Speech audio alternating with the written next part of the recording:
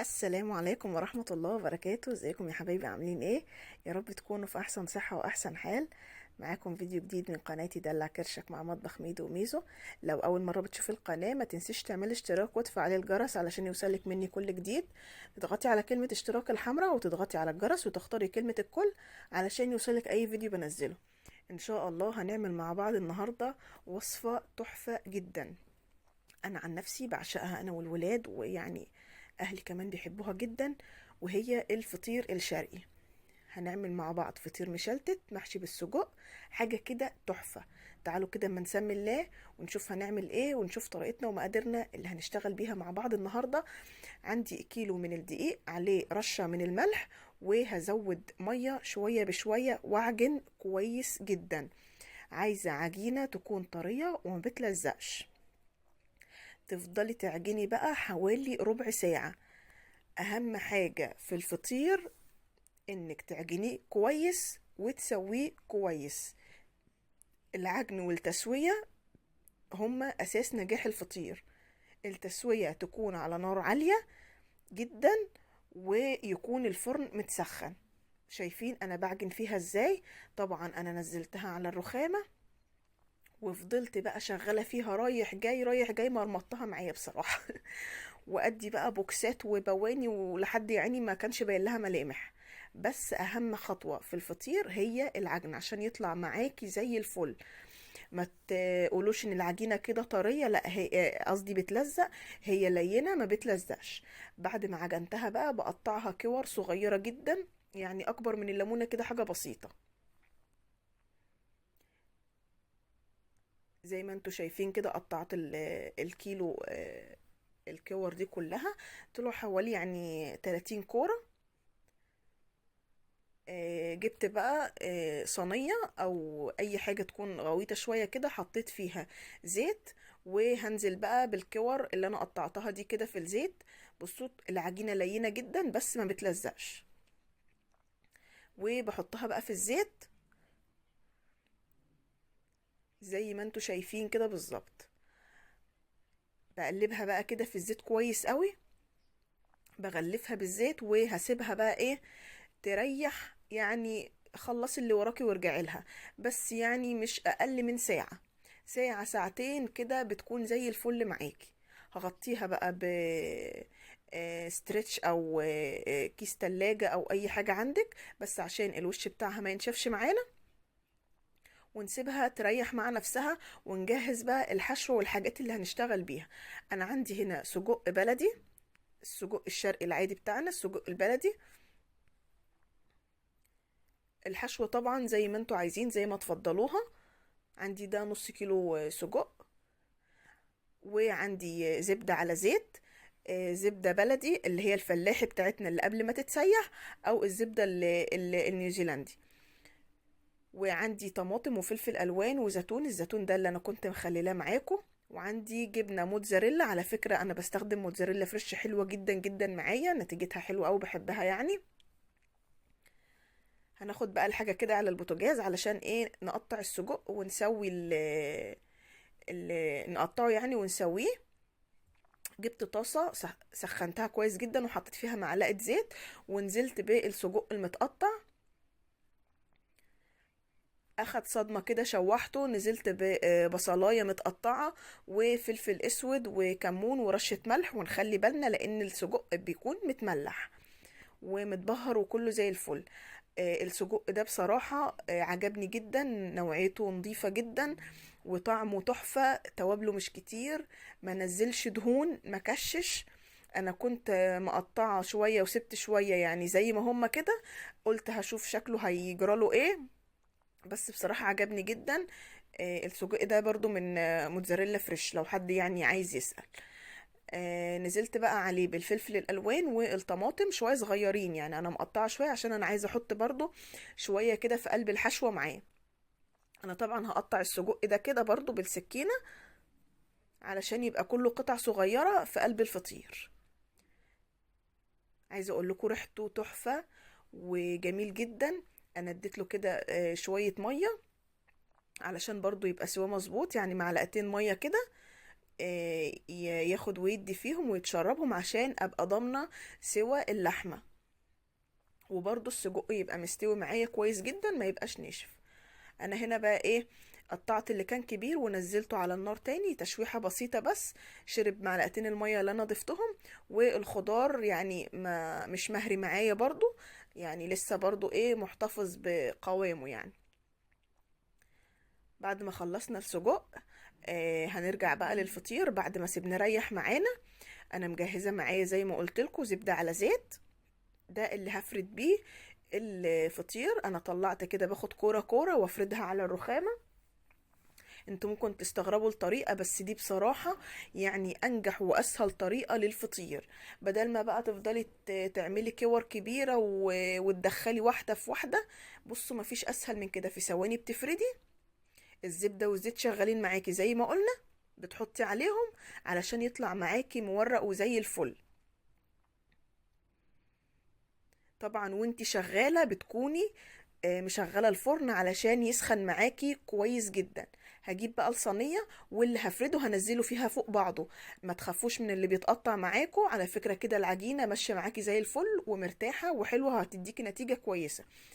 المتقطع ده بيتدارى ما بيحصلوش اي حاجة.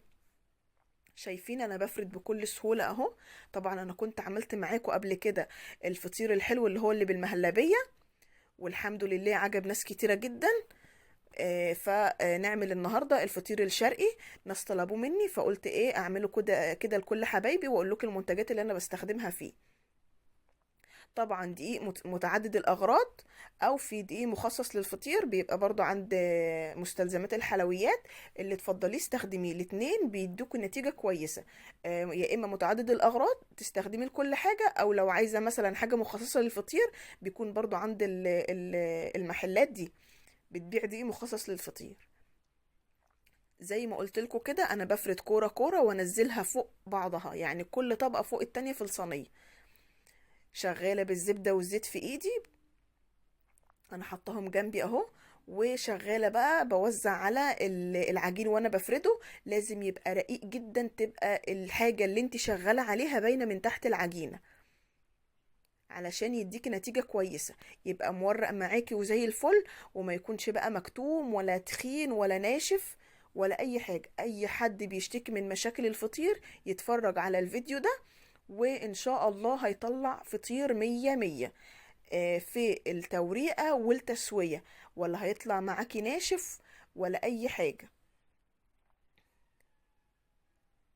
انا بفرد اهو، انا بوريكم الخطوات خطوه خطوه علشان اللي عايز يعرف الطريقه بالتفصيل يبقى ماشي معايا واحده واحده. وطبعا انا بشكر كل من دعمني وكل اللي بيديلي كلمة تطلعني لقدام.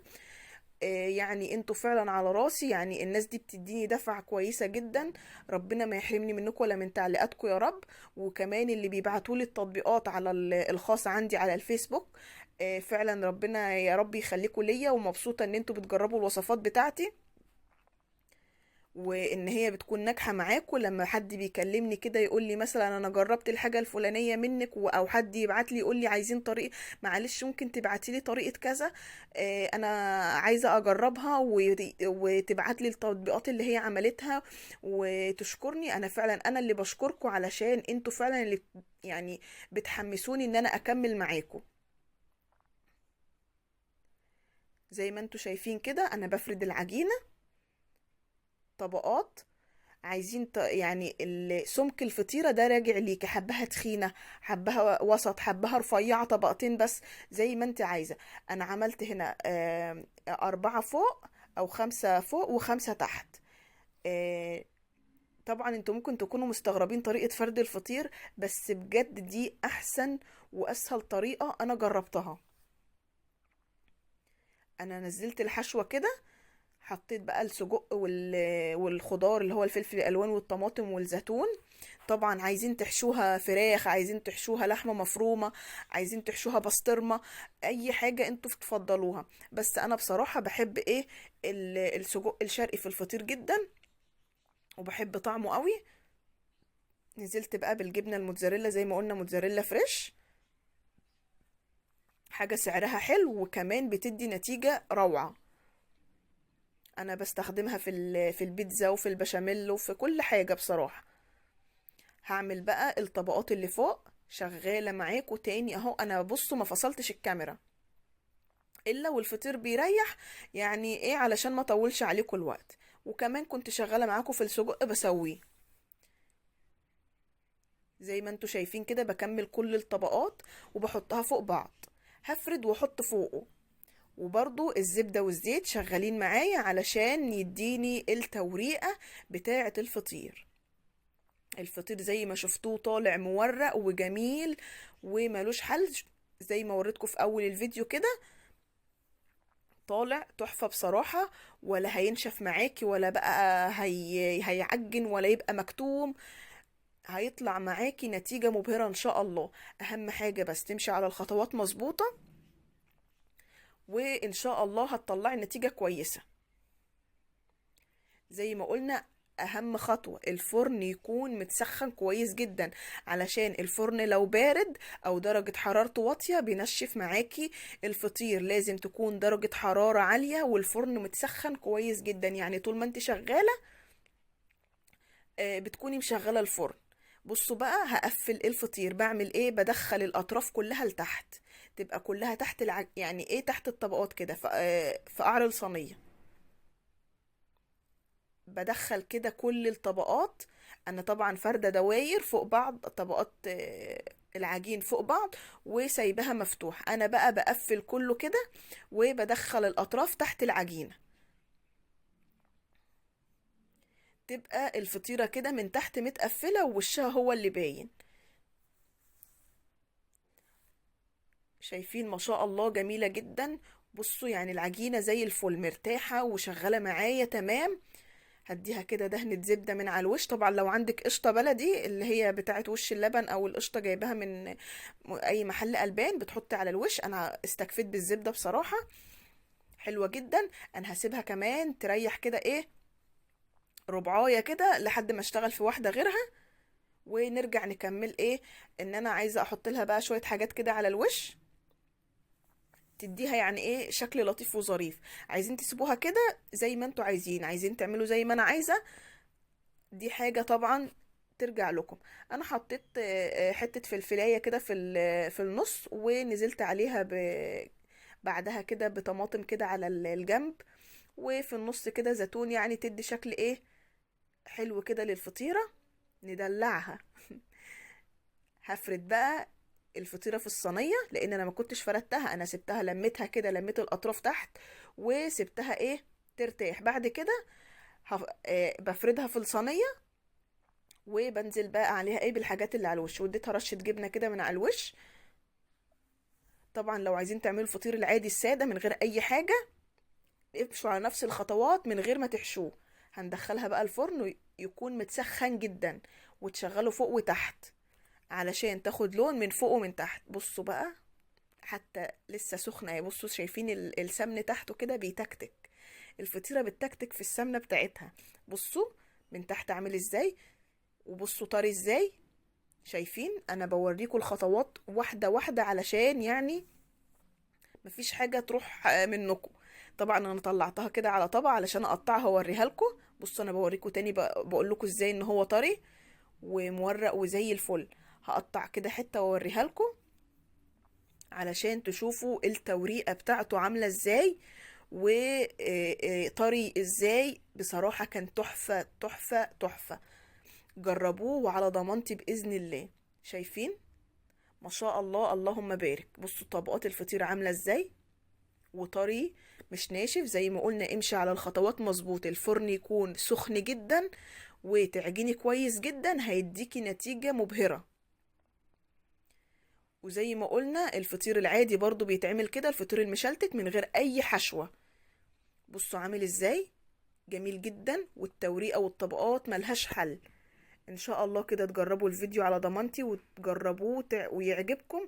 ومستنية تطبيقاتكم على الفيس ان شاء الله، وتعرفوني رأيكم في الكومنتات. ولو عجبكم الفيديو ما تنسونيش في اللايك والشير واشتراك للقناة، واشوفكم في وصفة جديدة، واترككم في رعاية الله مع الفطير الرهيب ده. انا بصراحة يعني عاجبني جدا جدا جدا، وقلت اوريكم الخطوات، حتى بوريكم طبقات الفطير عاملة ازاي.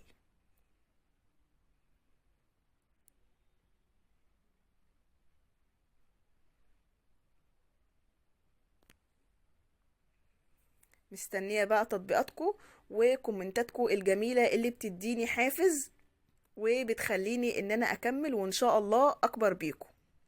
انا رغيت كتير جدا في الفيديو ده. مستنية بقى توصلوا الفيديو لأكبر عدد من اللايكات.